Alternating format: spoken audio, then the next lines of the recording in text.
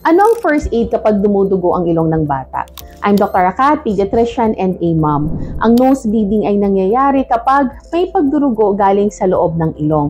Sa medical terms, ang tawag namin dito ay epistaxis. Minsan tumutulo lang ang dugo pero minsan parang madami ang pagdurugo.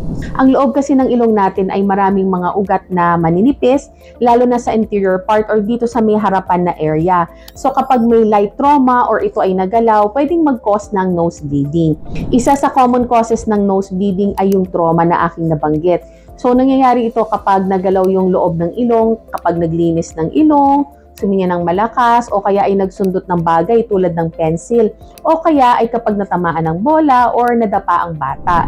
Ilan pa sa common causes ng nose bleeding sa bata ay yung sipon, allergies, exposure sa usok ng sigarilyo at mga toxic na fumes, dry air lalo na pag malamig ang panahon. Yung ibang causes naman ng paulit-ulit na nose bleeding ay kung halimbawa ang bata ay may sakit tulad ng clotting disorder sa dugo, nasal polyps, or iba pang karamdaman. Ano ba ang symptoms ng nose bleeding? So usually may obvious na pagdurugo mula sa isa or sa parehong butas ng ilong. Minsan tumutulo ang dugo papuntang lalamunan or sa bibig ng bata.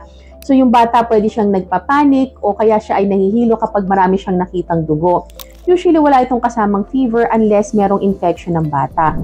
Ano ang first aid sa nose bleeding? Una, you have to stay calm. I-reassure nyo po ang iyong anak na huwag silang matakot.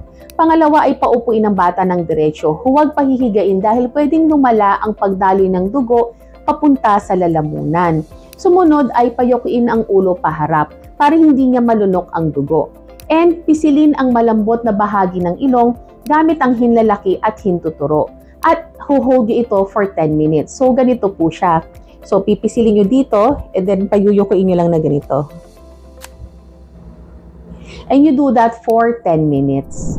After 10 minutes, check if may pagdurugo pa. Kung hindi pa tumigil, pisilin nyo po ulit yung bahagi ng ilong na yon for up to 15 minutes. And kailangan payuhan nyo rin po yung bata na huwag magkalikot ng ilong, huwag suminga, huwag kuskusin yung ilong para hindi umulit yung bleeding.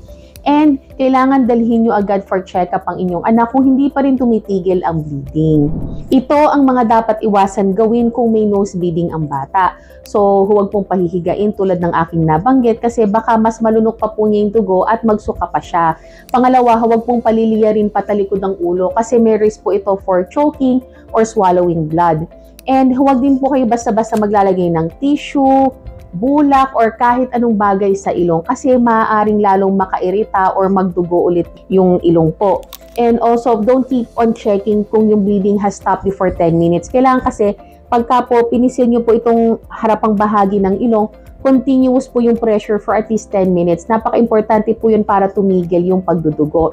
And also, please don't let your child na magsinga po ng ilong afterwards kasi pwedeng matrigger ulit yung pagdurugo ng ilong. And as I've said, dalhin sa doktor inyong anak kung more than 15 to 20 minutes na ang nose bleeding, sobrang malakas yung pagdurugo ng ilong at may kasamang pagsusuka, o kaya naman ay paulit-ulit yung nose bleeding at meron din siyang halimbawang signs ng anemia, o kaya if yung bleeding it happens after yung injury, halimbawa ay natamaan yung ulo tapos dumugo yung ilong, dalhin nyo po kagad yun sa ear. O kaya naman kung may iba pang unusual bruising or bleeding elsewhere. So yan po ang ating mga tips pagdating sa first aid ng nose bleeding at ano yung mga dapat nating tandaan. Muli, ito po si Dr. Akat. Ingat po kayo palagi.